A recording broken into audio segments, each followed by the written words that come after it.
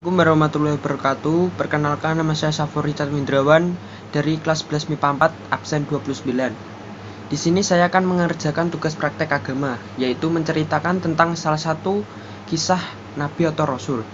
Di sini saya akan mengambil kisah singkat dari Nabi Muhammad SAW. Jadi saya akan menceritakan kisah Nabi Muhammad dari lahir sampai wafat.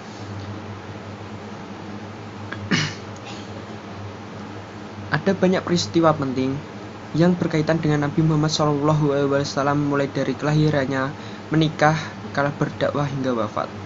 Dalam beberapa sirah nabawiyah disebutkan bahwa Nabi Muhammad SAW lahir di kota Mekah pada 12 Rabiul Awal tahun Gajah bertepatan dengan tahun 570 Masehi.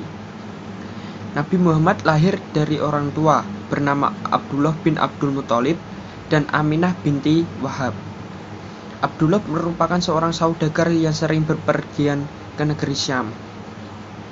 Akan tetapi, Abdullah meninggal dunia saat Aminah mengandung Nabi Muhammad yang baru berusia 2 bulan. Setelah itu, Nabi Muhammad pun lahir tanpa didampingi oleh sang ayah. Setelah lahir, Nabi Muhammad diserahkan pada Halimah Sa'diyah untuk disusukan. Zaman dulu, masyarakat Arab memiliki kebiasaan menyusukan anak-anak mereka pada perempuan desa. Hal ini bertujuan agar anak-anak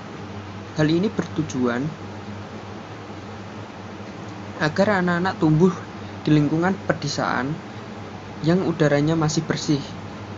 Nabi Muhammad pun tinggal bersama ibu susunya di dusun Bani Sa'ad selama 4 tahun. Selanjutnya, di usia 6 tahun, sang ibu pun wafat. Kemudian Nabi Muhammad SAW dirawat oleh kakeknya dari pihak ayah, yaitu Abdul Muthalib. Selang 2 tahun sang kakek wafat. Sejak saat itu Nabi Muhammad SAW dirawat oleh pamannya bernama Abu Thalib, yang merupakan salah satu petinggi dari keluarga Bani Hashim. Nabi Muhammad SAW pun sering ikut berdagang ke Syam bersama pamannya. Tumbuh dewasa, Nabi Muhammad SAW menikah dengan Siti Khadijah. Siti Khadijah adalah wanita terpandang, cantik, dan berasal dari golongan berada di Arab.